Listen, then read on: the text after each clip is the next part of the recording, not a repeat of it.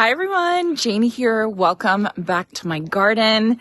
It's been kind of a weird weather day today. We have been overcast. It was raining this morning, and then it's kind of been sprinkling on and off all day. But I feel like I finally have a little bit of a break that I can get outside this afternoon and get some beautiful plants planted. One thing I will say though, with this overcast weather, the colors in the garden are popping. They are looking so good.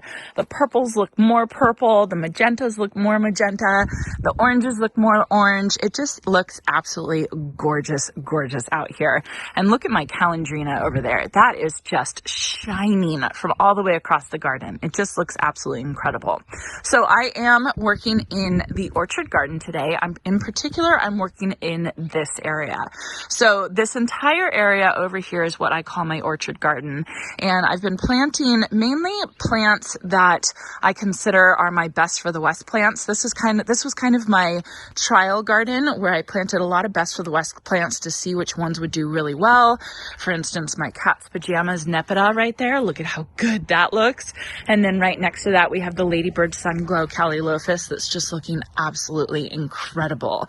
And some of these other plants that I've been kind of trying out, like this Pink Pearls Penstemon, look at how amazing this plant is. I mean, I have to wait and see how long it actually blooms for, but these blooms, I just cannot get over it. And I actually had someone email me asking me what this particular plant was, and I don't think I've actually really gone over it with you guys since it started blooming, but my goodness, it looks gorgeous, especially right next to the iceberg roses. Then I met somebody this past weekend who asked me why I hadn't talked too much about my Romantica roses. I really should be talking about them because they are stunningly beautiful. They look like a cabbage rose, like an old-fashioned rose. I planted these last year, and you can see the rose bush is just going absolutely insane. Look at all the buds. Look at how many buds are right here. It just looks beautiful. And having the black fence behind it is really making it pop. So I definitely wanted to point this out for you guys today just so that you could see it. And that person that I met at the garden center at the greenery who said that I hadn't shown this, you're totally right. And it looks gorgeous. So really a beautiful, beautiful rose. So it's late April right now, and I have to say I am so impressed with how much further along my garden is right now versus last year. I want to show you these pictures. I know I've shown them to you guys a million times just because they are absolutely my favorite pictures that I took in my garden last year, particularly this one spot. I actually ended up using this picture as my website, like front page picture because I loved it so much. And in that picture, you can see that I have the raspberry superbena in the front. I have the plain the blue salvia, and then I also have some Suncredible sunflowers right behind it. And I felt like the Suncredible sunflowers really added a beautiful, cheerful pop of yellow to this garden bed. And unfortunately, I couldn't get my hands on any Suncredible sunflowers from Proven Winners this year. But what I did find, I'm sure you probably saw behind me, is I did find these Sunfinity sunflowers, which I've heard of. I've never actually tried, but I think that they're supposed to be very similar to the Suncredible sunflowers. I almost think that I mean, if I look at these are actually a bigger diameter bloom head than the Suncredible sunflowers, but these are branching sunflowers just like the Suncredible ones that they're supposed to bloom all season long. And you can see the buds, all these buds that are coming up on them. And that's what I had in my picture last year is I had the Suncredibles, and I definitely wanted the same look behind the raspberry superbena that I have right here. Now, about a week or two ago, I found some sunflower volunteers and I tried transplanting them. You can see one there. Well, you can't see, but there's one there that died. There's another one over here that died. This one survived, but I'm about giving up on it just because I don't want just one. So when I was at the garden center with my mom in Reading the other day, I saw these and I just couldn't help myself. Like you know when you just all of a sudden you have a cart and the plants are in the cart and you didn't even know what happened. It was like you went into a trance. That's kind of how I was when I saw these because they were so beautiful. And I just think that that's exactly what this space needs again. Now, last year when I planted the Suncredibles, I ended up planting like 7 of them or something like that. And it was way too much. I overplanted. It was encroaching on this Vertigo Pennisetum right here. It was encroaching on my Rise Up Emberaze rose right here, which is so beautiful right now. Look at how gorgeous. Isn't this just the most beautiful color? Just so pretty. So I wanted to make sure that I didn't get as many plants here. I wanted to hold myself back. So I only got 3 of the Sunfinities, and I'm just going to plant them where I planted the other sunflowers that I thought that I could use as the volunteers. But sunflowers are really hard to transplant, and it just didn't work out for me, unfortunately, except for that one. So I'm just going to take this sunflower seedling out and replace it with these 3 plants. The reason why I'm taking this seedling out, I could just leave it, but I really only want 3 plants right here. I don't want to overcrowd it. I love that look of when plants are overcrowded and kind of like one running into the next, but all these plants are going to get really big. It's only April right now, and the picture that I showed you, that picture was taken in June, I think late June. So you can imagine how big everything is going to get in a very, very short period of time. So I want to make sure that I have a lot of stuff going on, but I still want to be able to see each individual plant. Like I want to be able to see the Emberaze rose for sure. The goats next door, look, can you see them? Oh my gosh. They are the funniest neighbors. Oh my gosh. Can you see that?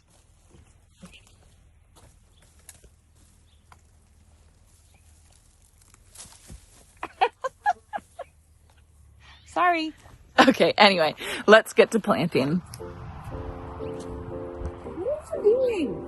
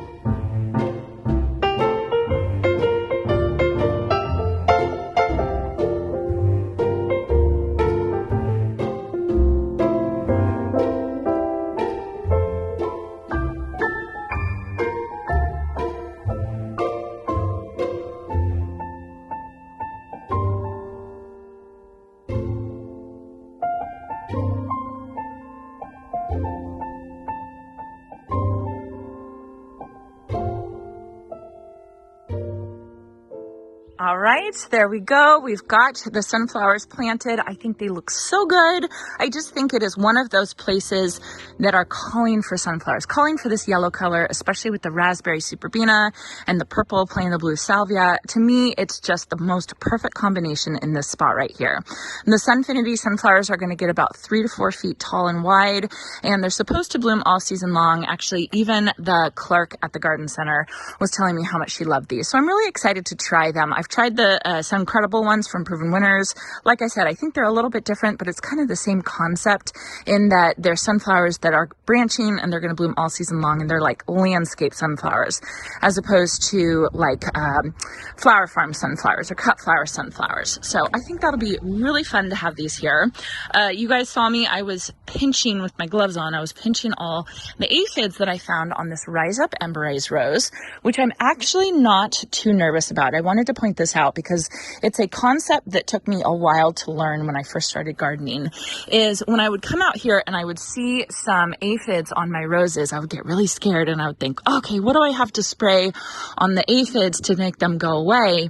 And I've since learned that it's better, calm down, hold back a little bit, take a look around and really decide, do I need to take action on this problem, or is it a problem that nature's going to take care of it itself?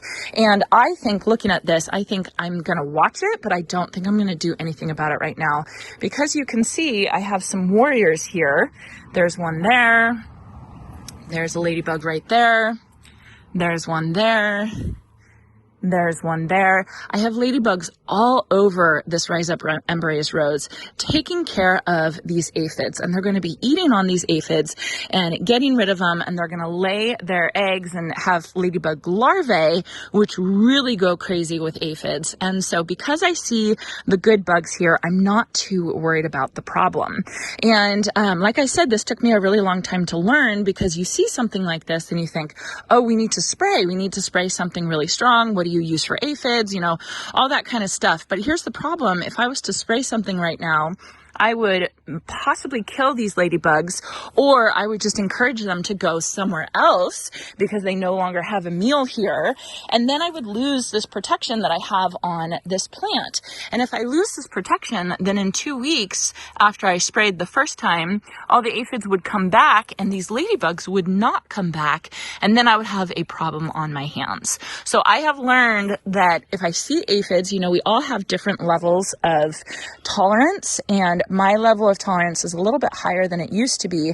Now, if you had like a show garden or show roses or something, then obviously your level of tolerance is going to be lower and you might want to take action sooner than me.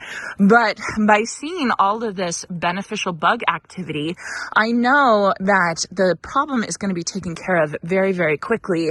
And if I just kind of sit back and I don't mess with anything and I let nature take its course, it's going to be much less of a problem than if I interfere with some type of chemical or something like that. So I am not anti-chemical. I think, you know, if you need to use it, go ahead, but just know what you're doing. Know that if you're spraying a chemical because of the aphids, you're going to you're going to be shooing away all of these beautiful good bugs, and you might have a bigger problem on your hands in the end. Now, if I did decide I needed to take care of it, like for instance, if the aphid population on that rose just got crazy and I knew the aphids couldn't eat all of it, what I would do first is that I would come through with not only my gloves to squish them, but also a strong stream of water just to kind of spray them off. And aphids are soft-bodied insects, and they have suckers on their mouths. This is really gross. I'm sorry. Fast forward if you don't want to hear it. But they have suckers on their mouths, and when you knock them off with a spray of water, what you're doing is you're actually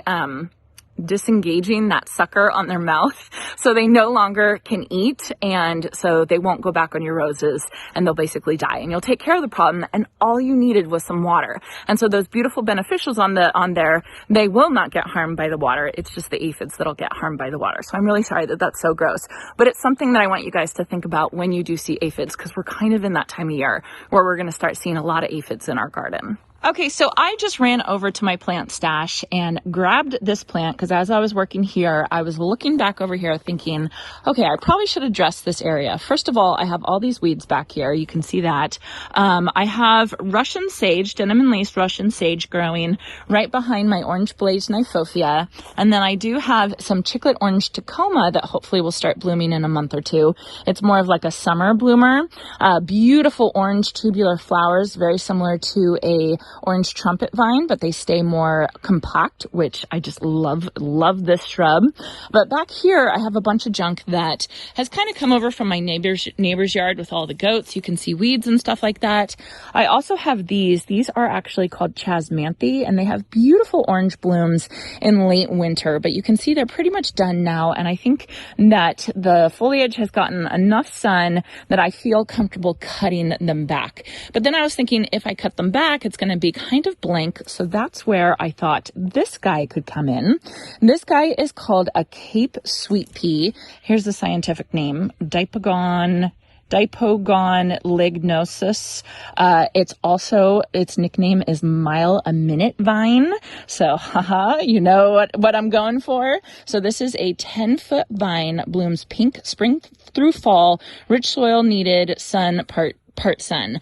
And I actually saw this vine at Curious Flora, and it was beautiful, beautiful pink blooms that I thought I could grow up this fence here and kind of grow back here. And I could start incorporating some pink into this garden bed right here. So this garden bed has the chartreuse from the lemon coral sedum, the purple from the cat's pajamas nepeta, the orange from the orange blaze nifofia, purple from the denim and lace Russian sage, and then more orange from the chiclet orange. So I think I need some pink, and I think that this will definitely give it some color. So I think what I'm going to do right now, oh, look at this. Look at my alliums. Look at how good these look. Aren't those beautiful? I'm going to cut back this area over here, and then I'm going to plant some of this to give it some color. If you all are worried about the goats, there's actually a goat fence a couple feet away from my fence, so they actually can't come and get anywhere near my plants. I don't think this would be toxic to the goats anyway, but they can't reach my plants anyway, just in case any of you are worried. So I think what I'll do now is I'll kind of clean up this back area, and then I'll plant this little plant that looks like nothing, but I bet we come back in a month and I bet it's just absolutely amazingly beautiful.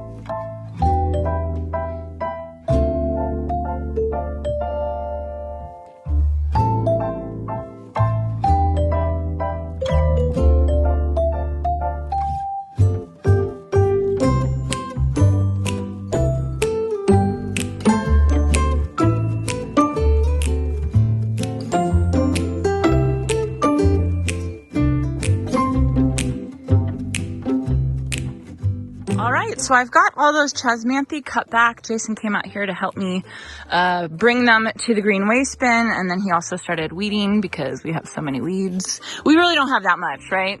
No, not like we used to. Yeah. But I just see them and I'm like, well, might as well get them while I'm thinking about it. But it's significantly better. So much better. Oh my gosh, it's so much better. I can just imagine if we keep doing this, each year it's going to get better and better, so we won't have to worry about it so much. So anyway, I cut back those weeds, or I pulled the weeds, and then I cut back the chasmanthe, and then I planted the Cape sweet pea right there. And I'll put, I don't know, some nails or something so it can climb up this fence, hopefully cover this ugly fence, and then have a nice, beautiful background behind the chiclet orange Tacoma and the denim and lace Russian sage. So that is done. I think it looks good. Let me move on to the next thing. All right, so now I'm back in the backyard. I want to plant some more sunflowers back here. First, let me show you my dahlias that I transplanted just the other day. Luckily, the one dahlia that I really wanted to survive looks pretty good. That's this one right here, and this is the one that kind of has that sunset color look to it. I honestly don't know what these other three were. I'm hoping one of them, I had like this pink and white one that had really, really pretty markings on it. I'm hoping one of these is those, but basically these are the seed dahlias that I grew last year in these front two beds. I dug them up and moved them back to this bed so that I could plant some zinnias in here. And I transplanted some zinnias. Those are looking really good. The zinnias that I grew from seed, they're not up yet, but it's just been a couple days. So I have plenty of time for that. My snapdragons are starting to come. They're just about to burst into bloom. But I have this bed right here that is empty. Then this bed, I have some rudbeckia, and then I have some garlic that, God, it looks like it's almost ready. Like, I guess I'm getting pretty close. Usually in late May, June is when I need to harvest my garlic. But this guy, like, usually when you start seeing the garlic, the top foliage of the garlic starts to turn yellow. And once it starts bending over and flopping over, then I'll know it's time to pull the garlic. So I'm kind of just watching this, just waiting, because it feels like it's about to be pretty soon. But I do have some space right here. This is all mostly just weeds. So I do think I want to put one sunflower in there. Oh my gosh, look at this big bumblebee. Oh my gosh, it's the cutest thing. Oh, what is that? If anyone knows what kind of bumblebee that is the biggest bumblebee. I mean, it's probably a bumble is what it is, but isn't that cute? Okay, so my goal for back here is to plant these sunflowers that I actually grew from seed. So the sunflowers in the front, the Sunfinity sunflowers, are more of a landscape sunflower, whereas these are more cut flower sunflowers. They're still going to bloom beautifully, but I don't think as vigorous as the landscape sunflower.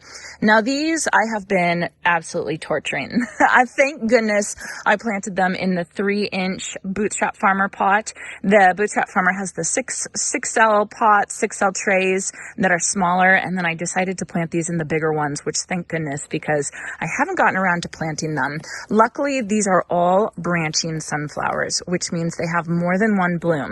So I was able to come here and I was able to pinch all of these back, which I think is actually going to give me more blooms in the long run, because these plants are going to branch more than they would have had I not pinched them back. So I just pinched them back to the first set of leaves, and then I will plant these out.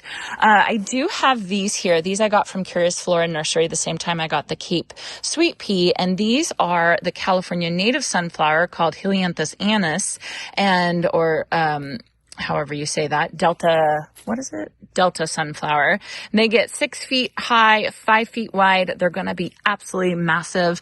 They're going to be sunflower trees, and I do want to plant one in this bed and one over in that bed just next to the garlic, because obviously I'll be taking out the garlic. So I think that'll be pretty, and then I'm going to take these guys that were sown in the bootstrap trays, and I'm just going to kind of mix them around in between these two beds. So the front beds, I have my zinnias planted. The second bed, I have some dahlias, and I might plant some more dahlias in here amongst the snapdragons. Then the third bed, I will have my sunflowers. The fourth bed, I will have my sweet peas for a little while. And then probably in June, I will pull all these out and I'll end up planting something else back there in the back bed. But I think having the sunflowers in these two beds is going to be really, really pretty. And I can cut on all of these. Since they're branching, I can cut on all of them for bouquets and such, and they will keep blooming throughout the season. Okay, hold on. But first, look at my Gertrude Jekyll rose. This is the best it's ever looked. This is the most beautiful, beautiful rose. I love it. Let me see if I can grab it. Oh, look at that. Isn't she beautiful? I am in love with this rose. All right, let's get to the sunflowers.